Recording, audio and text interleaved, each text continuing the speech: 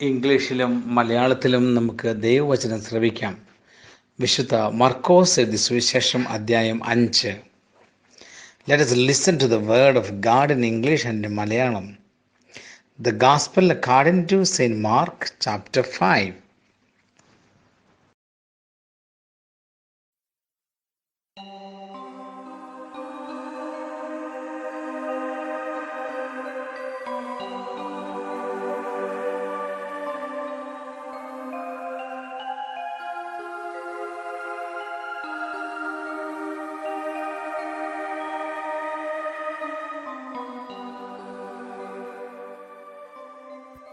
മർക്കോസ് അധ്യായം 5. അവർ കടലിന്റെ മറുകരയിൽ ഗെരസേനരുടെ നാട്ടിലെത്തി. അവൻ വഞ്ചിയിൽ നിന്ന് ഇറങ്ങിയ ഉടനെ അശുദ്ധാത്മാവ് ബാധിച്ച ഒരുവൻ ശവകുടീരങ്ങൾക്കിടയിൽ നിന്ന് എതിരെ വന്നു. ശവകുടീരങ്ങൾക്കിടയിൽ താമസിച്ചിരുന്ന അവനെ ചങ്ങല കൊണ്ടുപോലും ബന്ധിച്ചിടാൻ കഴിഞ്ഞിരുന്നില്ല. പലപ്പോഴും അവനെ കാൽവിലങ്ങുകളാലും ചങ്ങലകളാലും ബന്ധിച്ചിരുന്നെങ്കിലും അവൻ ചങ്ങലകൾ വലിച്ചു പൊട്ടിക്കുകയും കാൽവിലങ്ങുകൾ തകർത്ത് കളയുകയും ചെയ്തിരുന്നു. അവനെ ഒതുക്കി നിർത്താൻ ആർക്കും കഴിഞ്ഞിരുന്നില്ല. രാപകൽ അവൻ കല്ലറകൾക്കിടയിലും മലകളിലുമായിരുന്നു. അവൻ അലറി വിളിക്കുകയും കല്ലുകൊണ്ട് തന്നെ മുറിപ്പെടുത്തുകയും ചെയ്തിരുന്നു. അകലെ വെച്ച് തന്നെ അവൻ യേശുവിനെ കണ്ട് ഓടിവന്ന് അവനെ പ്രണമിച്ചു.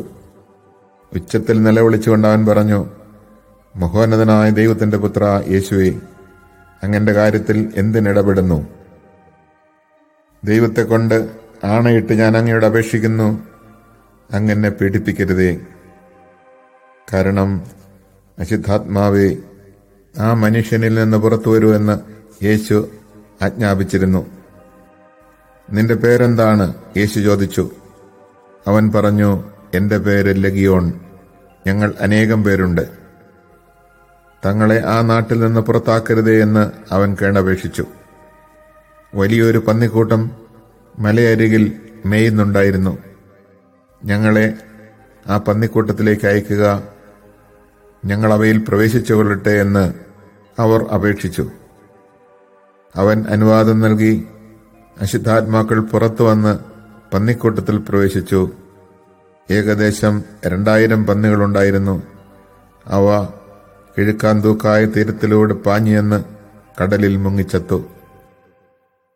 പന്നികളെ മേയിച്ചുകൊണ്ടിരുന്നവർ ഓടിപ്പോയി നഗരങ്ങളിലും നാട്ടിൻപുറങ്ങളിലും വിവരമറിയിച്ചു. സംഭവിച്ചതെന്തെന്ന് കാണാൻ ജനങ്ങൾ വന്നുകൂടി. അവർ യേശുവിന്റെ അടുത്തെത്തി. ലഗിയോൻ ആവേശിച്ചിരുന്ന പിശാചുബാധിതൻ വസ്ത്രം ധരിച്ച് സുബോധത്തോടെ അവിടെ ഇരിക്കുന്നത് കണ്ടു. അവർ ഭയപ്പെട്ടു. പിശാചുബാധിതനും പന്നികൾക്കും സംഭവിച്ചത് കണ്ടവർ അക്കാര്യങ്ങൾ ജനങ്ങളോട് പറഞ്ഞു. തങ്ങളുടെ പ്രദേശം വിട്ടു പോകണമെന്ന് അവർ യേശുവിനോട് അപേക്ഷിച്ചു. അവർ വഞ്ചിയിൽ കയറാൻ തുടങ്ങിയപ്പോൾ പിശാച് ബാധിച്ചിരുന്ന മനുഷ്യൻ അവനോടുകൂടെ പോകുന്നതിന് അനുവാദം ചോദിച്ചു. എന്നാൽ യേശു അനുവദിച്ചില്ല. അവൻ പറഞ്ഞു, നീ വീട്ടിൽ സ്വന്തക്കാരുടെ അടുത്തേക്ക് പോവുക. കർത്താവ് നിനക്ക് വേണ്ടി എന്തെല്ലാം പ്രവർത്തിച്ചുവെന്നും എങ്ങനെ നിന്നോട് കരുണ കാണിച്ചുവെന്നും അവരെ അറിയിക്കുക. അവൻ പോയി യേശു തനിക്ക് വേണ്ടി എന്തെല്ലാം ചെയ്തെന്ന് ദെക്കാപോളീസിൽ പ്രഘോഷിക്കാൻ തുടങ്ങി. ജനങ്ങൾ അത്ഭുതപ്പെട്ടു. യേശു വീണ്ടും വഞ്ചിയിൽ മറുകരയെത്തിയപ്പോൾ ഒരു വലിയ ജനക്കൂട്ടം അവന് ചുറ്റും കൂടി. അവൻ കടൽ തീരത്ത് നിൽക്കുകയായിരുന്നു. അപ്പോൾ സിനഗോഗ് അധികാരികളിൽ ഒരുവനായ ജായിറോസ് അവിടെ വന്നു. അവൻ യേശുവിനെ കണ്ട് കാൽക്കൽ വീണപേക്ഷിച്ചു, എന്റെ കൊച്ചുമകൾ മരിക്കാറായി കിടക്കുന്നു. അങ്ങ് വന്ന് അവളുടെ മേൽ കൈകൾ വെച്ച് രോഗം മാറ്റി അവളെ ജീവിപ്പിക്കണമേ. യേശു അവന്റെ കൂടെ പോയി. വലിയൊരു ജനക്കൂട്ടം തിങ്ങിഞ്ഞെരുങ്ങി പിന്തുടർന്നു. 12 വർഷമായി രക്തസ്രാവമുള്ള ഒരു സ്ത്രീ ഉണ്ടായിരുന്നു.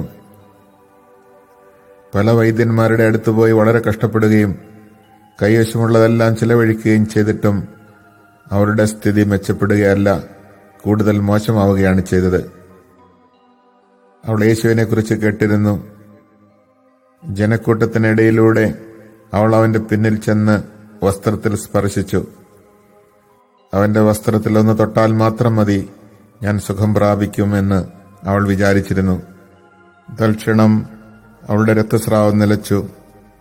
താൻ രോഗവിമുക്തയായിരിക്കുന്നുവെന്ന് അവൾക്ക് ശരീരത്തിൽ അനുഭവപ്പെട്ടു. യേശു ആകട്ടെ തന്നിൽ നിന്ന് ശക്തി പുറപ്പെട്ടെന്നറിഞ്ഞ് പെട്ടെന്ന് ജനക്കൂട്ടത്തിന് നേരെ തിരിഞ്ഞ് ചോദിച്ചു, ആരാണ് എന്റെ വസ്ത്രത്തിൽ സ്പർശിച്ചത്? ശിഷ്യന്മാർ അവനോട് പറഞ്ഞു, ജനം മുഴുവൻ നിനക്ക് ചുറ്റും തിക്കിക്കൂടുന്നത് കാണുന്നില്ലേ? എന്നിട്ടും ആരാണ് എന്നെ സ്പർശിച്ചത് എന്ന് നീ ചോദിക്കുന്നുവോ? ആരാണ് അത് ചെയ്തത് എന്നറിയാൻ അവൻ ചുറ്റും നോക്കി. ആ സ്ത്രീ തനിക്ക് സംഭവിച്ചതറിഞ്ഞ് ഭയന്ന് വിറച്ച് അവന്റെ കാൽക്കൽ വീണ് സത്യം തുറന്നു പറഞ്ഞു. അവൻ അവളോട് പറഞ്ഞു, മകളെ, നിന്റെ വിശ്വാസം നിന്നെ രക്ഷിച്ചിരിക്കുന്നു. സമാധാനത്തോടെ പോവുക, വ്യാധിയിൽ നിന്ന് വിമുക്തയായിരിക്കുക. യേശു സംസാരിച്ചുകൊണ്ടിരിക്കെ സിനഗോഗധികാരിയുടെ വീട്ടിൽ നിന്ന് ചിലർ വന്നു പറഞ്ഞു, നിന്റെ മകൾ മരിച്ചു, ഗുരുവിനെ ഇനിയും എന്തിനു ബുദ്ധിമുട്ടിക്കുന്നു? അത് കേട്ട് യേശു സിനഗോഗധികാരിയോട് പറഞ്ഞു, ഭയപ്പെടേണ്ട, വിശ്വസിക്കുക മാത്രം ചെയ്യുക. പത്രോസും യാക്കോബും യാക്കോബിന്റെ സഹോദരൻ യോഹന്നാനും ഒഴികെ മറ്റാരും തന്നോടുകൂടെ പോരാൻ അവൻ അനുവദിച്ചില്ല. അവർ സിനഗോഗധികാരിയുടെ വീട്ടിലെത്തി. അവിടെ ആളുകൾ വലിയ ബഹളം വയ്ക്കുന്നതും ഉച്ചത്തിൽ കരയുന്നതും അലമുറയിടുന്നതും അവൻ കണ്ടു. അകത്ത് പ്രവേശിച്ച് അവൻ അവരോട് പറഞ്ഞു, എന്തിനാണ് നിങ്ങൾ ബഹളം വയ്ക്കുകയും വിലപിക്കുകയും ചെയ്യുന്നത്? കുട്ടി മരിച്ചിട്ടില്ല, ഉറങ്ങുകയാണ്. അവർ അവനെ പരിഹസിച്ചു. അവനാകട്ടെ അവരെല്ലാവരെയും പുറത്താക്കി. അനന്തരം പെൺകുട്ടിയുടെ മാതാപിതാക്കന്മാരെയും തന്റെ കൂടെ ഉണ്ടായിരുന്നവരെയും കൂട്ടിക്കൊണ്ട് അവളെ കിടത്തിയിരുന്നിടത്തേക്ക് അവൻ ചെന്നു. അവൻ അവളുടെ കൈക്ക് പിടിച്ചുകൊണ്ട്, ബാലികെ, എഴുന്നേൽക്കൂ എന്നർത്ഥമുള്ള തലീത്താഖൂം എന്ന് പറഞ്ഞു. തൽക്ഷണം ബാലിക എഴുന്നേറ്റ് നടന്നു. അവൾക്ക് 12 വയസ്സ് പ്രായമുണ്ടായിരുന്നു. അവർ അത്യന്തം വിസ്മയിച്ചു. ആരും ഈ വിവരം അറിയരുത് എന്ന് യേശു അവർക്ക് കർശനമായ ആജ്ഞ നൽകി. അവൾക്ക് ഭക്ഷണം കൊടുക്കാൻ അവൻ നിർദ്ദേശിച്ചു.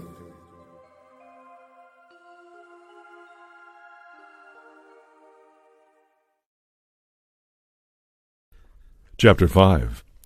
They came to the other side of the sea, to the territory of the Gerasenes. When he got out of the boat, at once a man from the tombs who had an unclean spirit met him. The man had been dwelling among the tombs, and no one could restrain him any longer, even with a chain. In fact, he had frequently been bound with shackles and chains, but the chains had been pulled apart by him, and the shackles smashed, and no one was strong enough to subdue him. Night and day among the tombs and on the hillsides he was always crying out and bruising himself with stones.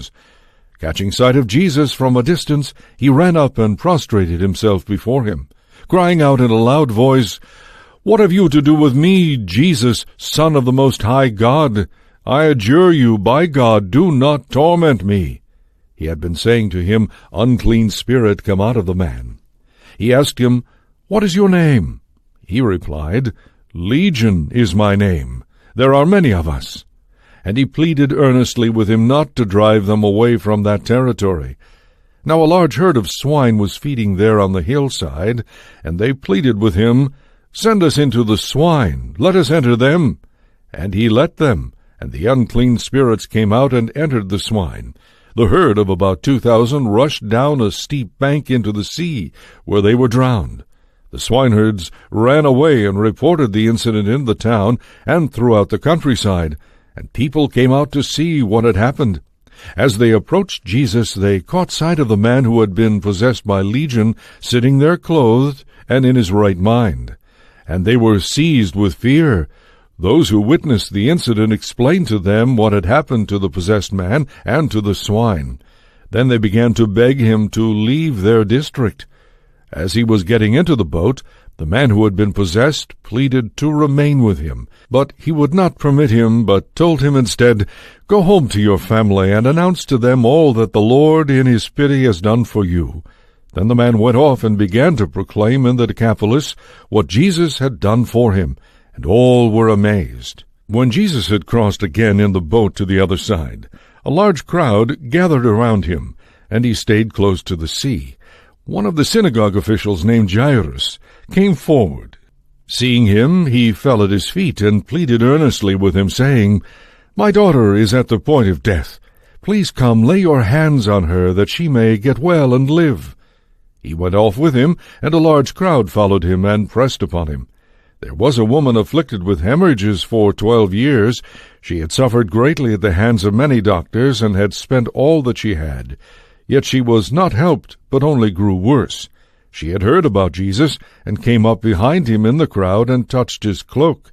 She said, "If I but touch his clothes, I shall be cured." Immediately her flow of blood dried up. She felt in her body that she was healed of her affliction.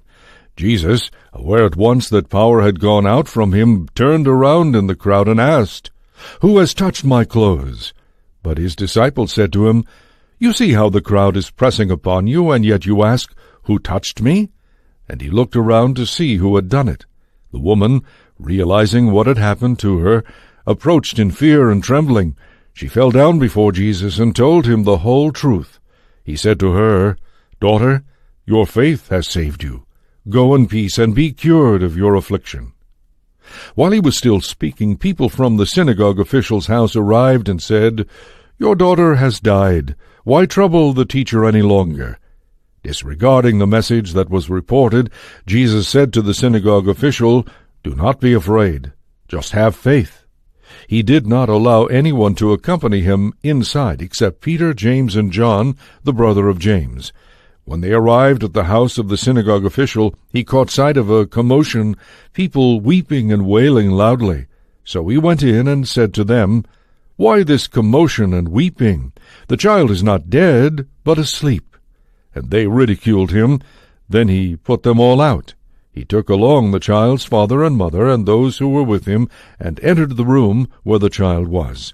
He took the child by the hand and said to her, "Talitha cum," which means, "Little girl, I say to you, arise." The girl, a child of 12, arose immediately and walked around. At that they were utterly astounded.